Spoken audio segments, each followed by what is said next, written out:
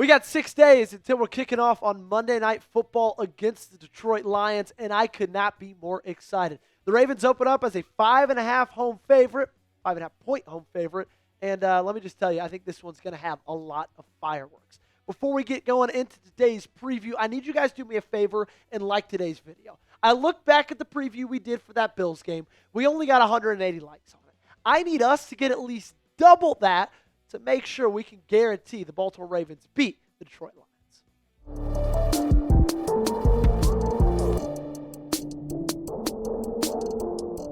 Welcome into the Baltimore Ravens Rundown. My name is Joey Petersen. Coming up on today's show, we're going to give you the current and latest injury news for both the Baltimore Ravens and the Detroit Lions. Then I'm going to give you 5 keys to victory against Detroit. And then coming up last, I got my score prediction for Monday Night Football. Starting off with the Baltimore Ravens and their injury news, Kyle Van Noy, it was reported yesterday by, I believe, Ian Rappaport, maybe Jeremy Fowler, that he's going to be out multiple weeks. The good news is Marlon Humphrey, who also sustained an injury during that game against Cleveland, he's not going to be out as long. As of right now, he is day-to-day. And then Jaire Alexander, John Harbaugh spoke about him being a healthy scratch for Sunday's game, to expect to see him back in the lineup sooner rather than later. Now, talking about the Detroit Lions, Marcus Davenport had to exit the game they played on Sunday against the Bears, not once, but twice. He's considered day-to-day at the moment. And then their star edge rusher, Aidan Hutchinson, he's going to play Monday night against the Baltimore Ravens. However, he was wincing on the sideline against Chicago, and Dan Campbell spoke to the media and said he's a little bit sore, but he's feeling all right. So that's something to monitor as this week goes on. That's it for the injury news. Let's get into my keys to victory. Number 1, I think it's imperative. If you're going to beat Detroit, you have to take away their run game, okay? If you want to take them down, you have to take those 2 guys, Sonic and Knuckles, Jahmyr Gibbs, and David Montgomery, out of the game. The thing is the Baltimore Ravens have already seen a perfect blueprint of how to do this, because Green Bay did it perfectly when they faced off in Week 1. Jahmyr Gibbs had 2.1 yards a carry. David Montgomery, 2.3 yards a carry. They couldn't do anything in the pass game either. They stifled those 2, okay? They played them phenomenally defensively, and because of that, Detroit really wasn't able to do anything. They weren't able to put points up on the board. And if they're balanced, if they can run the football, if Jahmyr Gibbs, David Montgomery can do whatever they want to on the ground, that's a really, really hard offense to stop, even if Ben Johnson isn't there calling the plays. I think they proved that against the Chicago Bears when they put up, almost 50 points?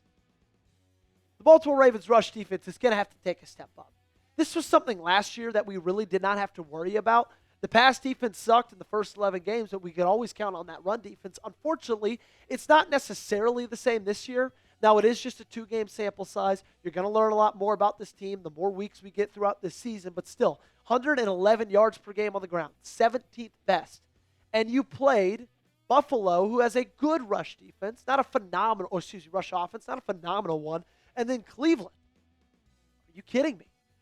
4.2 yards a play running the football. The good thing is they've only let up 3 runs of 10 yards or more, which is 7th best in the National Football League. Roquan Smith, the interior of this defensive line with Nnamdi Madubuike, Travis Jones, they've all got to step up this week, okay? Trenton Simpson, Teddy Buchanan, you got to take away the run. Let's hear yours. What is your number 1 key to victory against Detroit? Okay, you let me know in the comment section down below. Mine's take away the run game. Yours might be something different. Let me know your answer. Number 2, I think you got to pressure Jared Goff. I think Jared Goff is a good quarterback. I don't think he's a great quarterback. I think he's surrounded by great weapons. I think he's in a great offense. I think he played for a great offensive coordinator last year. But I don't think he's a great quarterback. Do you remember that divisional round against Washington? It was the day before you lost to the Buffalo Bills, so you had time to watch that. And if you did watch it, you saw Jared Goff really, really struggle when Washington was able to get pressure on him. In a clean pocket, he was almost perfect on the day. 10 for 11, 137 yards. But when he was under pressure, he completed 30% of his passes, 43 yards, a touchdown, and 2 interceptions. He turned the ball over all night long. Now, the Ravens are going to have to step up because their pressure rate, 32%, that's 20th best. Only have 3 sacks so far in the year in 2 weeks. That's 25th best. 2.86 seconds to pressure, that's 25th best. Something's going to have to change. Someone's going to have to step up. It's not going to be Kyle Van Noy. He's going to be out. Mike Green, is this your time to step up? Tavius Robinson, Adafe Owe, where have you been, man? Come on. This team, something's got to give. Someone's going to have to step up and do something. I'm going to need you guys to do something for me, and that is take advantage of this awesome offer that our great friends over at Prize Picks are giving you guys, where if you sign up with our code CLNS, you get $50 in lineups when you just play $5. This episode is brought to you by Prize Picks. You and I make decisions every day, but on Prize Picks, being right can get you paid. So don't miss any of the excitement this season on Prize Picks, where it's good to be right. Prize Picks offers injury reboots. If one of your players leaves the game in the first half and doesn't return, Prize Picks won't count it as a loss. Prize Picks invented the flex play, which means you can still cash out even if your lineup isn't perfect. You can double your money even if one of your picks doesn't hit. Here are my picks for Monday night against the Lions, and I feel great about them. Zay Flowers, half a rush yard. I'm going to take the more on that. I think you're going to see at least 1 or 2 jet sweeps out of him. I think Derrick Henry's going to bounce back after the 23-yarder against the Cleveland Browns. Give me more than 87.5 rush yards. And for Amon-Ra St. Brown, unfortunately, I don't think the secondary is 100% figured out yet, so I think he finds the end zone. Give me more than half a touchdown. Download the Prize Picks app today. Use code CLNS to get $50 in lineups after you play your first $5 lineup. That's code CLNS to get $50 in lineups after you play your first $5 lineup. The link to this promo is in the comments and in the description of today's video. Prize Picks, it's good to be right. So like I mentioned in that Prize Picks read, I think you got to get Henry going. And I think Henry will get going again, okay? I think if you're a running back like that, it's very, very uncommon. You stack 2 games in a row where you're really not able to do anything. And let me tell you, he was not able to do anything against Cleveland. It was obvious Jim Schwartz's game plan going into that game. It was stop Derrick Henry, and they did it.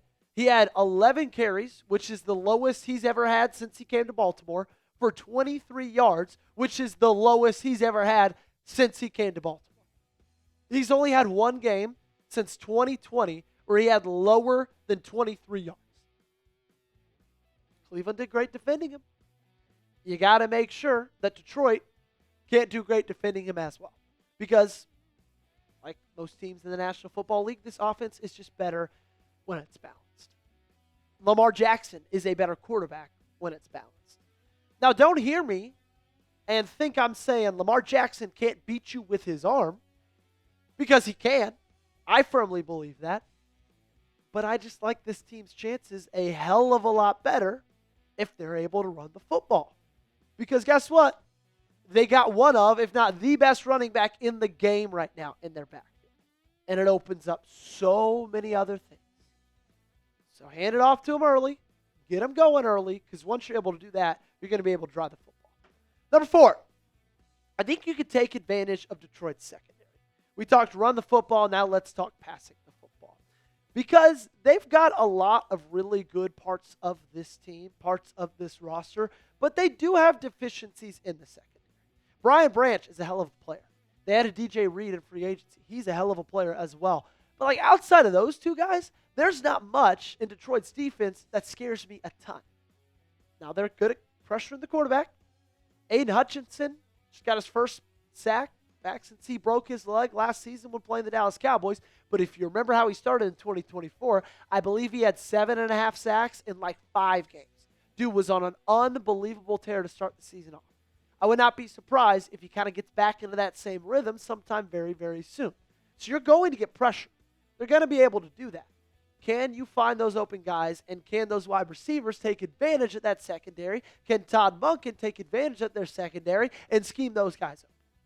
Number 5, and this one might be the most important key to victory against Detroit.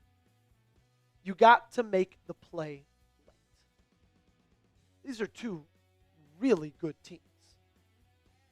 2 teams who last year combined to win 27 games. It's going to come down to the wire. Who's going to be able to make that big play?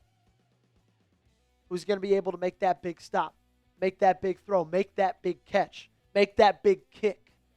That's what this ball game is going to come down to. That's what games in the National Football League between two really good teams usually come down to. Who's going to be able to be clutch and step up in the end? Basically, you have to do what you didn't do against Buffalo. You couldn't get that stop. You couldn't make that first down. You couldn't not turn the ball over. If you can make the play late, you're going to have your opportunity to do so. You're going to win this football game.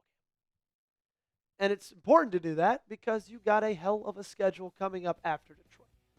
Detroit's a great opponent in its own, and then you go on the road to Kansas City in week 4. Then you play the Texans and Rams, 2 teams that made the playoffs last year, at home the 2 weeks following. It doesn't get any easier. That's why this game is so big to walk away from victorious. Because you put yourself in a hole, losing a game you shouldn't have week 1 against Buffalo. You can't make that same mistake again on Monday night. I want you to do something for me. Get in the comment section and predict the score of Ravens versus Lions. And I want you to do it right now. So pause the video if you have to. Okay? Go down to that comment section, predict the score, because I'm coming with my score prediction right now, which is 38-37 Baltimore Ravens. I think this thing is going to be high scoring. I'm definitely taking the over, and I think the Baltimore Ravens squeak out a win. I think they're the better team. I think they're at home. And I think some guys are going to step up that we haven't really seen step up this season yet. Okay? 38-37. That's my score prediction. That's going to do it for today's show. Appreciate you guys for hanging out with me.